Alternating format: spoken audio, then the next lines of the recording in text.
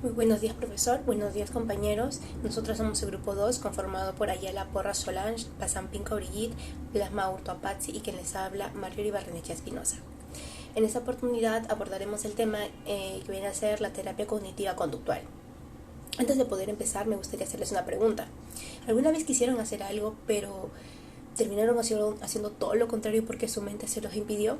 Bueno, esto sucede porque tendemos a estar inconscientemente influenciados por factores que se encuentran en nuestro entorno. Pueden ser positivos o pueden ser negativos. A partir de ellos, nuestro cerebro empieza a reflejar todo lo que nosotros captamos mediante nuestras acciones, estableciendo un sistema de creencias impregnados en nuestra memoria a largo plazo.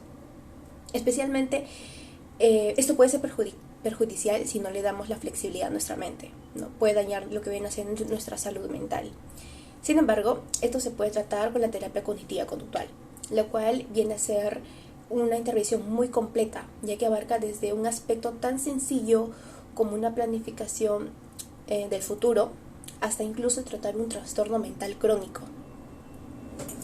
En esta exposición abordaremos este tema tan interesante, enfocándonos desde los fundamentos, los orígenes, los trastornos más comunes, los avances tecnológicos a través de los cuales hace más accesible esta terapia. Le daré paso a mi compañera.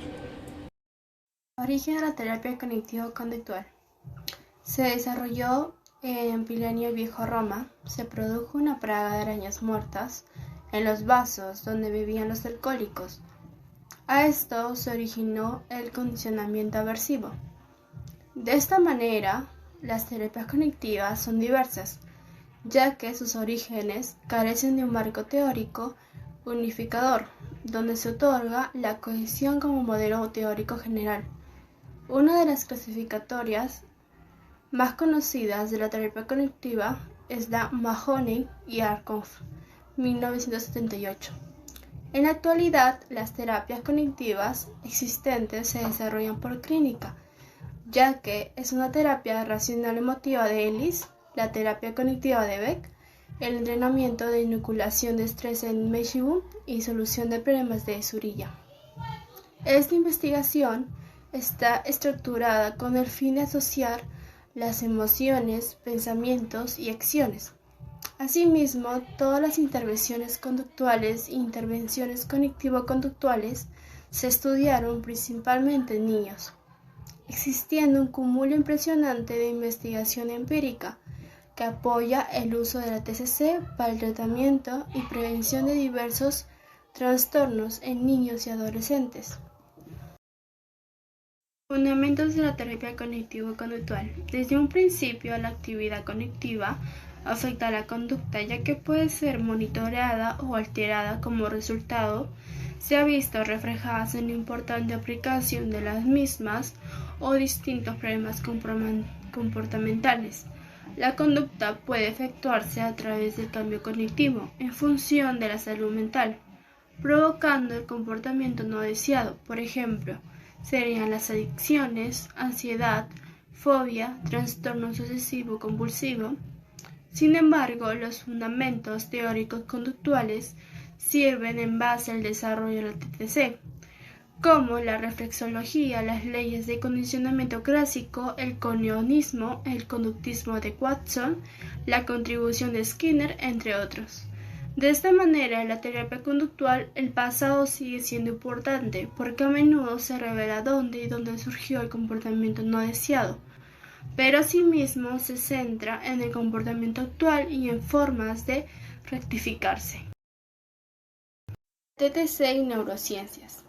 La relación es casi de sus orígenes, ya que tiene la habilidad de analizar el efecto interactivo con el ambiente, generando situaciones de aprendizaje, estableciendo secuencias o cadenas de comportamiento. Se trata generalmente de un análisis topográficos, funcional y pormenorizado. Algunos aportes de las neurociencias de las terapias cognitivas conductual es integrar un origen con una nueva generación de desarrollos terapéuticos. Sin embargo, la TTC ha ido evolucionando a través de distintas generaciones, con aportes teóricos, metodológicos, instrumentales, técnicos y ciertas aplicaciones clínicas. De esta manera se observa una apertura en la caja negra, con dicciones en el trabajo terapéutico. Finalmente, se abre un abanico de posibilidades terapéuticas que se cuestiona seriamente las clasificaciones nosológicas e intervenciones transdiagnósticas. Bueno, yo les voy a hablar acerca del punto de partida. En la terapia cognitiva conductual se lleva a cabo una serie de explicaciones acerca de las técnicas, acerca de las terapias y los procedimientos de la intervención psicológica, lo cual se van a realizar diferentes tratamientos para diversos problemas y trastornos psicológicos que pueda llegar a afectar a la persona en sus habilidades sociales, como en la interacción de diversos contextos, y de esta manera va a poder favorecer en su adaptación, en su entorno, en el medio en el que se desenvuelve, y va a poder mejorar su calidad de vida. La psicología cognitiva. La psicología cognitiva es el área de la psicología la cual se va a encargar de los procesos mentales, y el objeto de estudio son los mecanismos básicos y profundos en el cual se desarrolla el conocimiento. Va a tener en cuenta la percepción, el aprendizaje, la memoria, el razonamiento lógico y la atención. Los principales exponentes de la terapia cognitiva surgen del psicoanálisis. Entre ellos está Albert Ellis y Aaron Beck. Albert Ellis. En 1962, Albert Ellis desarrolló la terapia racional emotiva, o también llamado TREC, en el que todos los elementos fueron tomados en cuenta, pero lo que llamó más la atención de este aporte fue la postura del terapeuta, que para él debía de ser activa y directa, pero esta de acá se reemplazó por una escucha pasiva, por un diálogo con el paciente en el que se debatía y se presentaban controversias acerca de sus pensamientos distorsionados. Aaron Beck. Aaron Beck, él estuvo interesado por el tratamiento de la depresión. Entonces, él desarrolló un modelo para el tratamiento de esta patología que más adelante se fue extendiendo a otros trastornos. Este fue el libro clásico de Beck, se desarrolló en 1979, llamado como Terapia Cognitiva de la Depresión. Este libro nos refiere cómo empezó el cuestionamiento de determinados aspectos teóricos del psicoanálisis, hasta sus propios estudios, que fue con pacientes deprimidos. Y por último, esto empieza a desenvolverse en lo que llegó a ser las psicoterapias más eficaces para el tratamiento de la depresión. La psicología conductual surgió como una alternativa a la psicología experimental, en donde se basó en el estudio de la conciencia y se manifestó en su lugar a la conducta en sí misma. Forma parte de la terapia de conducta, donde el objetivo es de cambios de comportamientos en sí mismo y permite al paciente realizar experimentos como probar la validez de su hipótesis o también de sus creencias. Las técnicas de modificación y de terapia de conducta surgen de las teorías del aprendizaje. Como una opción a las explicaciones y también a los tratamientos tradicionales de la conducta normal. Bien, vamos a hablar acerca del papel del psicólogo. Bueno, hay que tener en cuenta que la función del psicólogo no es exactamente la de ser un amigo y dar consejos, sino que, si bien es cierto, el psicólogo se dedica a escuchar los problemas que aquejan al paciente, su importancia radica en que él va a aplicar todos los conocimientos que previamente ha aprendido para poder diagnosticar y diferenciar los trastornos mentales y brindar una serie de herramientas que ayuden a tratarlos y a superarlos.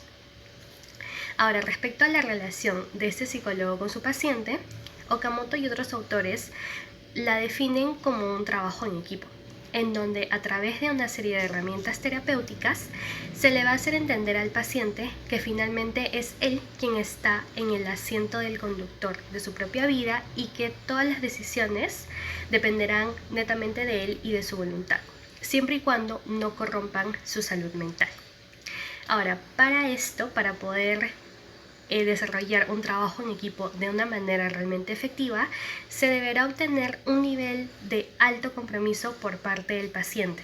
Esto a través de su asistencia a cada una de las sesiones, así como también siendo totalmente honesto para que el psicólogo pueda ayudarlo. Luego, una de las características más importantes que el psicólogo deberá desarrollar para poder forjar una buena relación con su cliente es la empatía.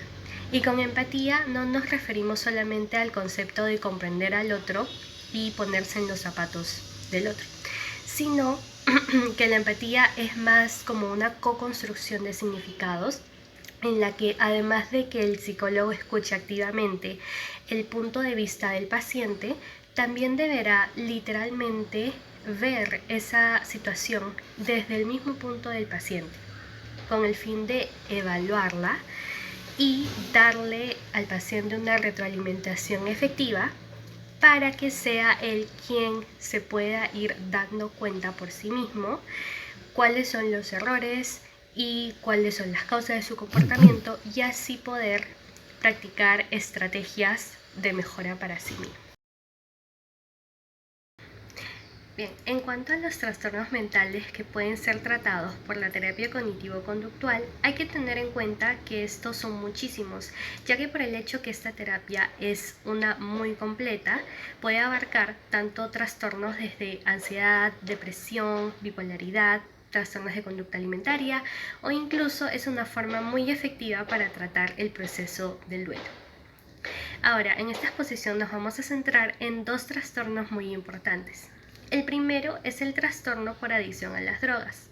Este es un trastorno que no discrimina a nadie y que lamentablemente viene incrementándose en los últimos años en todo el mundo, ya que precisamente son las drogas psicoactivas más tóxicas como el alcohol y el tabaco las que son más socialmente aceptadas y promovidas, normalizándose su consumo desde una edad precoz.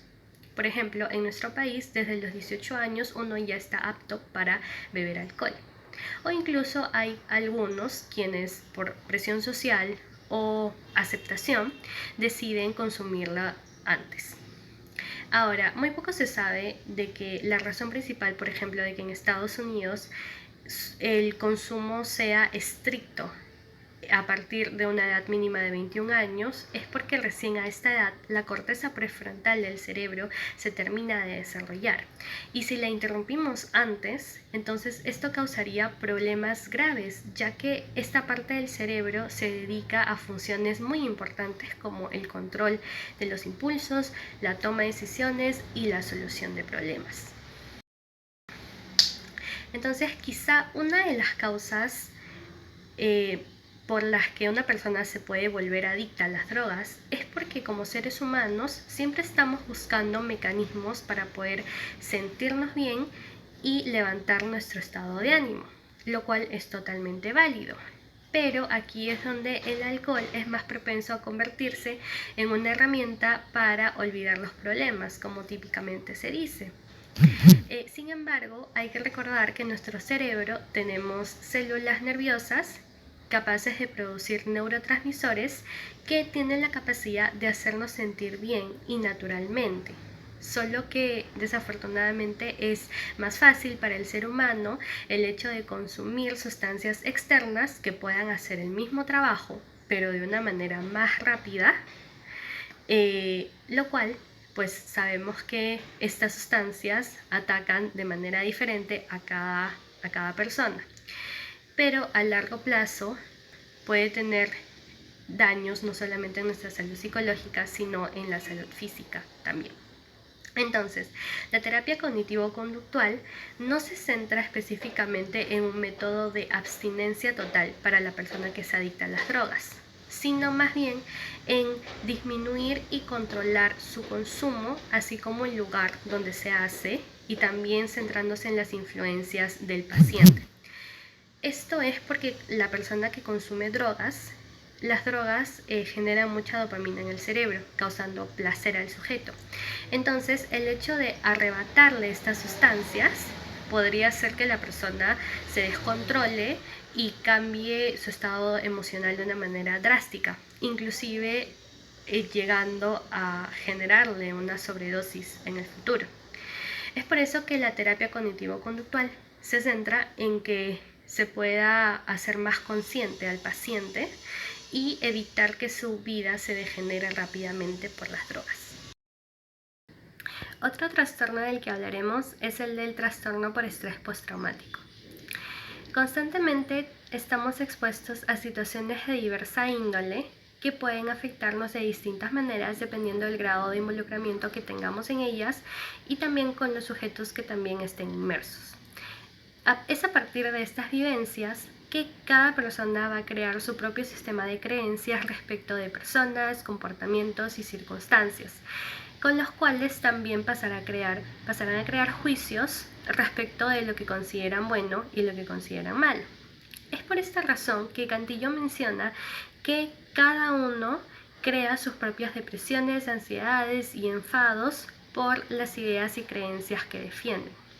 Por ejemplo, luego de haber pasado una mujer por una violación sexual, no es de sorprendernos que su percepción cambie referente al sexo opuesto.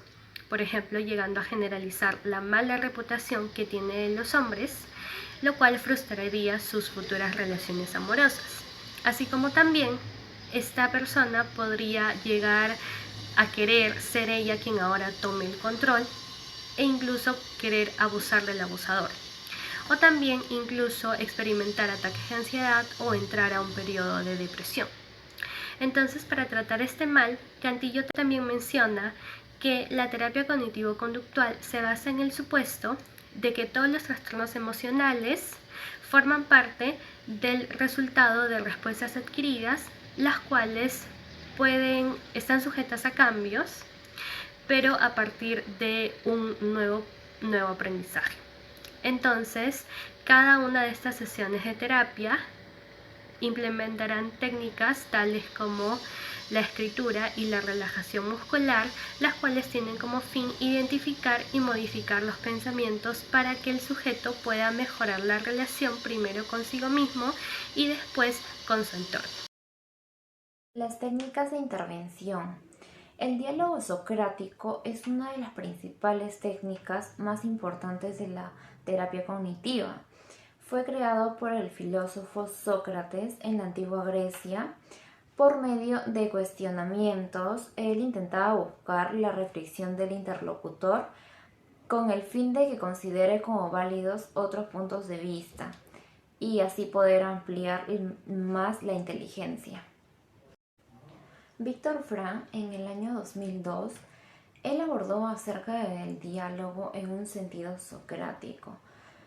Como punto principal del procedimiento psicoterapeuta es la logoterapia, la cual a grandes rasgos es una psicoterapéutica que se centra en que la persona sea consciente de su propia libertad de decisión, respondiendo por sí misma ante su vida y aceptando la angustia que la libertad misma conlleva. El diálogo socrático es un procedimiento que sirve para identificar pensamientos. Los psicólogos durante la terapia realizan preguntas para entender la perspectiva o el punto de vista, ¿no?, del cliente o del paciente, la cual desafían cuidadosamente su pensamiento, porque permite al cliente o al paciente formar nuevas conclusiones y llegar a una nueva creencia.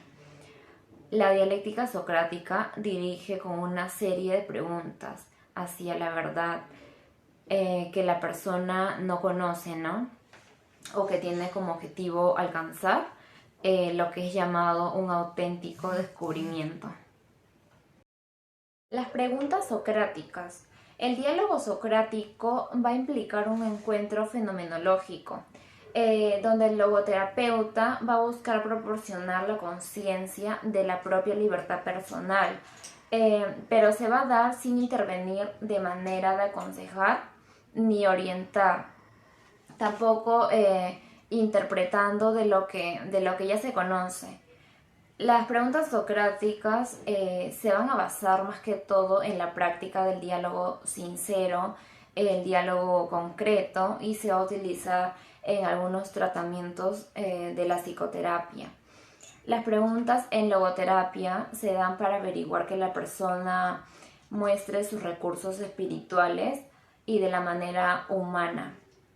Víctor Frank nos dice que el autodistanciamiento es la habilidad de salirse de uno y contemplarse a sí mismo desde afuera, lo cual él se refiere a que el yo espiritual se aleja del yo material, y con frecuencia se va a dar el primer paso para lograr la curación.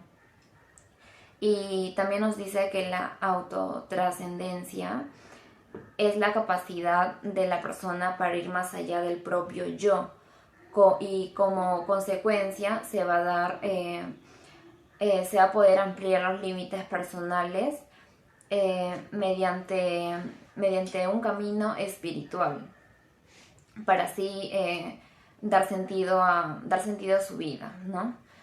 Para esto se van a hacer las siguientes preguntas fenomenológicas, pero que son más que todo descriptivas, no como qué, como quién, cómo, dónde, cuándo y para qué, estando así atento a la respuesta de la persona para poder hacer una pregunta tras otra, y así favorezca el proceso y poder llegar a saber la verdad, ¿no?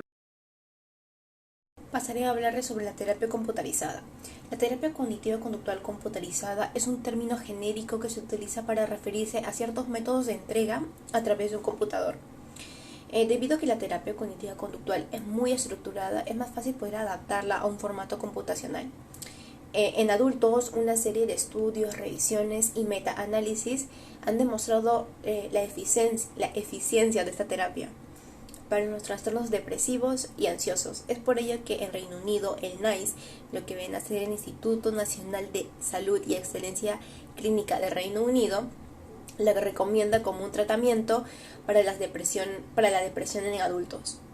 Las ventajas de la terapia cognitiva conductual computarizada se han demostrado, ya que incluye una mayor disponibilidad, lo cual facilita el tratamiento a las personas que viven en zonas alejadas a los centros, lo que puede significar que estos pacientes tienen un acceso más precoz a intervenciones eficientes.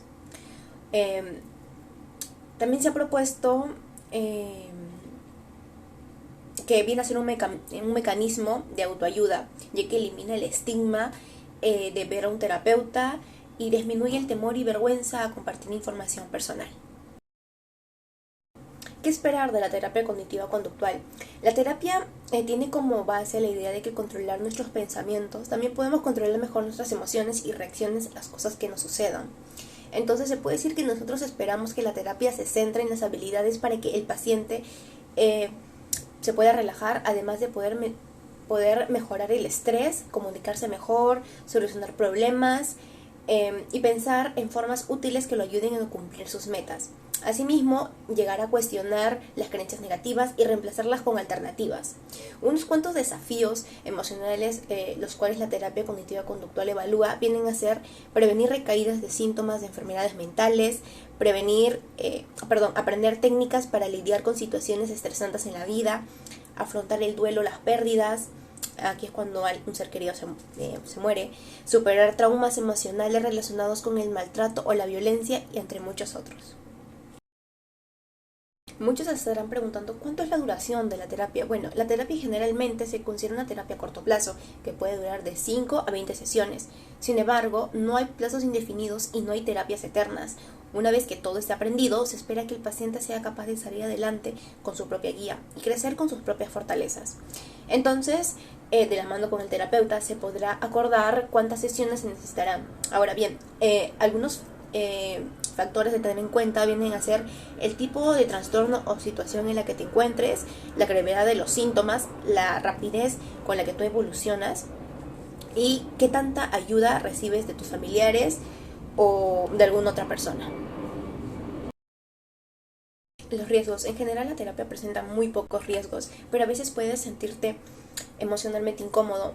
Esto se debe a que la terapia cognitiva conductual puede hacer que explores emociones, sentimientos y experiencias dolorosas.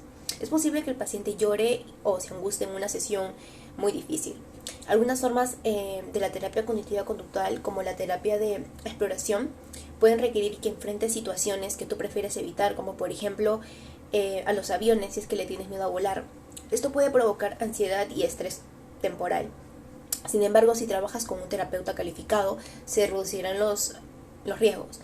Las habilidades para hacerle frente a desafíos o situaciones que incorporas pueden ayudarte a controlar y dominar los sentimientos negativos y los temores. Bueno, podemos concluir con este trabajo que la terapia cognitivo-conductual constituye un método eficaz por excelencia para tratar y a la larga poder superar una amplia gama de trastornos mentales. También podemos mencionar que para lograr el éxito va a depender del nivel de consistencia y también de la intención del propio paciente. Incluso a pesar de las recaídas que puedan ocasionarse a medida que se apliquen estas herramientas de afrontamiento, las cuales pueden causar sentimientos de ira, pueden causar sentimientos de culpa o también de vergüenza. Pero esto constituye una parte normal del proceso terapéutico y así el individuo podrá ir adecuando mejor sus cogniciones y así poder modificar su conducta a fin de lograr un bienestar al nivel físico tanto como mental y de esta manera poder sentirse pleno sin ningún tipo de limitación. Gracias.